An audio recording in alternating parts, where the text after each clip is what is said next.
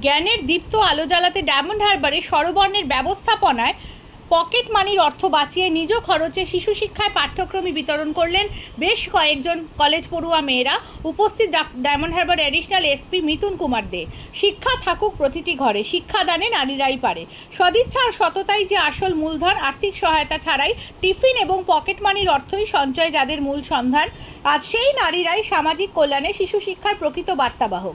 আর এই নারী শক্তি সমাজ কল্যাণকর মানসিকতার সাথে যিনি নিজেকে আষ্টেপৃষ্ঠে আবদ্ধ করে ফেলেছেন, তিনি আর কেউ নন, ডায়মন্ড হারবারের অতিরিক্ত পুলিশ সুপার মিথুন কুমার দে। শিক্ষা থাকুক প্রতিটি ঘরে, জ্ঞানের দীপ্ত আলো জ্বালাতে ডায়মন্ড হারবারে স্বরবর্ণের ব্যবস্থাপনা, পকেট মানির অর্থ বাঁচিয়ে নিজ খরচে শিশু শিক্ষায় পাঠ্য সামগ্রী বিতরণ করল বেশ কয়েকজন কলেজ পড়ুয়া মেয়েরা।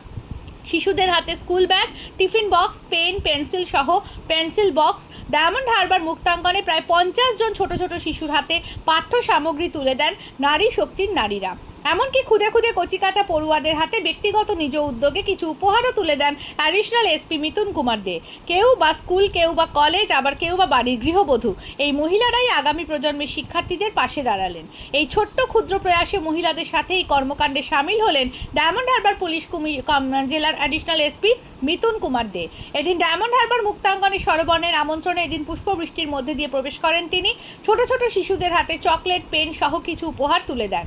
ছোট ছোট শিশুদের প্রিয় police uncle rough and tough পেশাদার ইমেজের বাইরে বেরিয়ে এদিন শিশুদের শৈশবকালীন সারল্যের মধ্যে নিজেকে বন্দী করে রাখেন ডায়মন্ড হারবারের অতিরিক্ত পুলিশ সুপার মিথুন কুমার দে। স্বামীজি বলেছিলেন, জীবে প্রেম করে যেই জন সেই জন সেবিছে ঈশ্বর। অর্থাৎ জীব সেবাই সেরা সেবা, শিব সেবা। জীব সেবা করলেই প্রকারান্তরে স্রষ্টার সেবা করা হয়। পৃথকীকরণ বিষয় এটাই যে এই নারী শক্তি সোশ্যাল মিডিয়া কেন্দ্রিক মুঠোফোনে বন্দী সো-কল প্রচার কেন্দ্রিকতায় নয়, বরং মুক্ত বিহঙ্গের ন্যায় খোলা আকাশের নিচে মুক্ত অঙ্গনে অর্থাৎ মুক্তাঙ্গনে সমাজের সর্বত্র সকল শিশুর ভবিষ্যৎ কল্যাণে, সুশিক্ষার মানোন্নয়নে বিশ্বাসী।